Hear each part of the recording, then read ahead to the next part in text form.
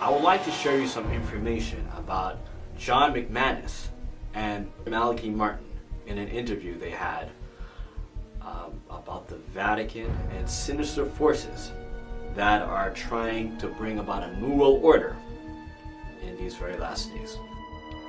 Finally, from the interview, McManus, your book claims that subversive influence in the highest clerical positions of the church are working to bring it into the New World Order. What do you mean by New World Order?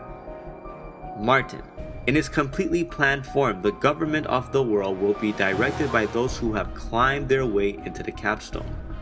McManus, what do you mean by capstone? Martin, the underlying force I have written about in Windswept House is structured very much like a pyramid. It is wide at the bottom where many individuals work for its goals and hope to be elevated to a higher place. There are fewer and fewer inhabitants in each of the ascending steps in the structure. Only a few form its ultimate directorate, the capstone of the pyramid.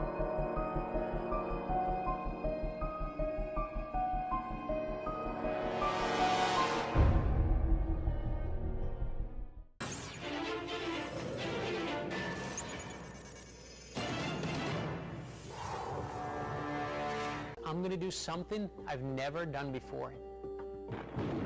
Years ago, long before we had this show, I was contacted by a man who said he had some delicate information to share with me. He told me about a plot that would have severe repercussions if it was carried out.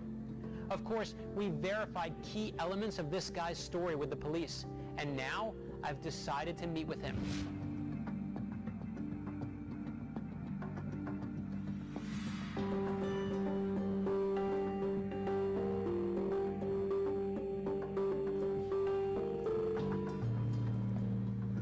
Appreciate that you trust me with this story. You're the only one I would have told it to. Tell us who your former boss was. And the reason that we're not saying his name is out of respect for your service to him. Yes. Well, I did a lot of chauffeur and bodyguard work for a lot of people, a lot of very important people. And he wound up being one of the people that I drove and bodyguarded for. Right, and someone you knew and got to know. Very well, yes. Okay. I realized he wasn't your average, everyday, big businessman. There was more to it. And I could tell by the way people came and talked to him. Very deferential. Right, you told me that he went and met with the U.S. President. Yes, he did. Okay, you go to meet with the U.S. President, you get to be somebody. Again, powerful people tend to stay with each other and in social groups. And another very powerful person who was in government came, and he had his usual cadre of feds in their nice little cutout stamp suits and earplugs and talking into their sleeves. It was one of those security people who met me for drinks. He just started talking, and he started asking me just basic questions that I had the feeling he already knew the answers to about myself. He started to tell me a story. I'd love to hear that story. You know that's what we're here to do. Let's tell the story. Well, he says, my boss was part of a group. They call themselves, what I was told was the B'nai HaNephilim, the sons of the fallen, disciples of Lucifer. And just so that you understand, they believe that the God of the Bible is evil. And they believe that Lucifer is good. This is your boss's secret cabal. This is their believes secret. That the God that we all know is the bad guy. Is the bad guy. And then these sons of the fallen, they plan on ruling the world. They believe it enough to not only be willing to kill for it, they believe it enough to die for it. And right now, they're trying to move in Jerusalem so that this next coming happens. Yes. And that they will have, therefore, control of this world. Yes. Now, the key thing to me is you don't believe that Lucifer's the good guy in the story. No. You're not trying to tell us that all this happened, but you're saying that whether it's true or not, it doesn't matter. But the idea is that these people still exist today. They still exist today. They're still out there now. As far as I know. And they're still either hunting for that spear or have that spear. That's what they say. That's a scary story. It scares me too. Well, friends, I don't know if this is going to happen or not, but we know Satan is behind all these terrorist acts, and we know that he wants to be worshipped like God in these last days. I pray that we all get our hearts right with God today. And yes, these are last day events, and things are wrapping up, and they're moving very quickly and quickly and quickly, and we need to be aware of these things that are going to take place. So stay strong in the Lord, and may God bless you, and keep faithful to Him.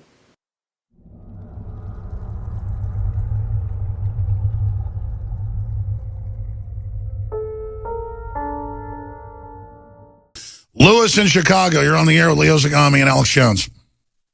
There's two prophecies regarding the papacy and the Pope that the Church has placed a lot of credibility in. And that's the third secret of Fatima, which Pope John Paul II himself revealed and put credibility in 1999, and also the prophecies of Saint Malachi, who was an Irish bishop in the 11th century, and this is the last pope on his list of popes. And I'm wondering if your guests can comment on these two prophecies, how they might relate to what's going on today. That's right. I mean, I've studied this. Aren't there a lot of prophecies saying this was going to happen and now it's happening? I mean, is that the elite following those as a script, or is it real?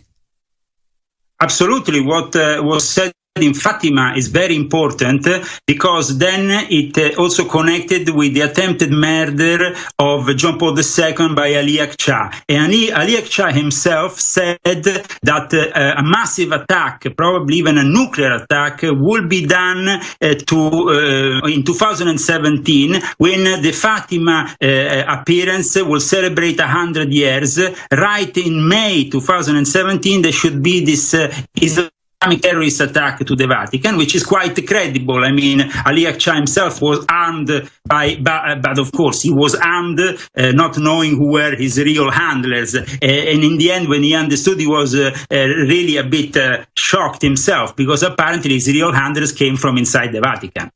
What's my point? What does this have to do with Third Secret of Fatima and everything we've talked about up until now? Well, ISIS has targeted the Vatican.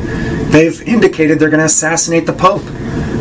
And I'm starting to wonder, what if the Third Secret of Fatima points to that? Points to some sort of infiltration of the Vatican followed by a terrorist event where they blow up buildings and kill everybody they can? Kind of like a Mumbai scenario, that sort of thing, or a Ken Yamal scenario. That would fit very nicely with what Sister Lucia had predicted. And you know what? ISIS has stated that they are going to make up for the failure of the Ottoman Empire to invade Italy and take the Vatican. They want the Vatican destroyed. So again, one has to wonder, and I wonder, if that were to occur, would that be the fulfillment of Sister Lucy's third secret? I hope it never happens. Tonight, Italian police say the suspected al-Qaeda terrorists seen here being rounded up in a series of raids were part of a terror cell plotting devastating attacks, including suicide bombings, possibly targeting the Vatican. Thousands upon thousands of people go there every day, on Sundays even more so. To walk in there with a suicide bomb could cause catastrophe. The arrests are part of what authorities are calling an unprecedented terror takedown across Italy, involving al-Qaeda operatives with ties to Osama bin Laden's security. Prosecutors say the sleeper cell, which included as many as 18 men, had specific plans in place, but eventually scrapped them. They had a suicide attacker ready to go, ready to strike, and then they pulled the plug. Why? The Italian prosecutor actually says that they got spooked because they knew that they were being monitored by the police. Police say they first began investigating the group in 2005, eavesdropping on communications through wiretaps, but they never interrupted the plot. They say the suicide bomber eventually left the country, but the cell remained. Tonight, investigators say the alleged terrorists had an abundance of weapons and plenty of cash, but by 2012 had changed communication tactics, and the investigation had slowed until today. Security at the Vatican has been a major concern since Pope John Paul II was nearly assassinated in St. Peter's Square in 1981. After that, popes began traveling in a bulletproof vehicle, something the new Pope Francis has at times refrained from using. And we will conquer Rome. And just 2 months ago, ISIS also threatened Rome in this propaganda video, prompting the Vatican to ramp up security. Anti-terror police in Italy say they may have stopped a plot to attack the Vatican. As Susan McGinnis reports, officers arrested more than a dozen suspected terrorists in coordinated raids. Police hauled away members of a suspected Islamic terrorist ring after a series of raids on the Italian island of Sardinia. Authorities say they tapped the phones of terror suspects who talked about carrying out a big jihad, possibly against the Vatican. The chief prosecutor says a would-be suicide bomber from Pakistan arrived in Rome in 2010 to target Vatican City, but did not go through with the attack. Officials believe the terror suspect wanted to strike a crowded area, not then Pope Benedict. Authorities say the same group of extremists launched one of Pakistan's deadliest bombings the year before, killing more than 100 people at a busy market in Peshawar. The Vatican is downplaying the significance of the alleged plot, with officials saying there is no cause for concern. Police say 2 of the suspects arrested Friday were former bodyguards for Osama bin Laden. Susan McGinnis, CBS News. Security is always heightened around the Vatican, and Pope Francis has said that he knows he could be a target and fears for innocent crowds who come to see him.